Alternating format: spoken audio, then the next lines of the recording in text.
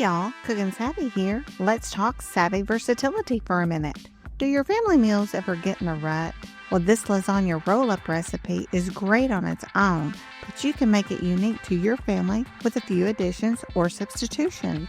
In a pot, boil the lasagna noodles, then drain under cold water and set aside. In the same pot, brown hamburger meat, then add garlic powder and onion powder. Mix in ricotta cheese, rosemary, marinara sauce, and mozzarella cheese.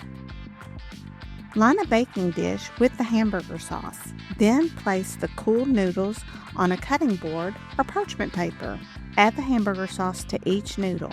Now add your family's favorites, mushrooms or pepperoni, spinach or extra cheese. Then roll them up.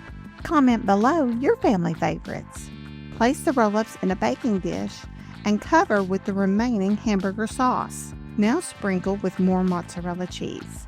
Bake for 20 minutes, then serve. Now that's what I call a savvy supper rut solution. Don't forget to hit like and subscribe. And until next time, I'll be doing my best at Cookin Savvy.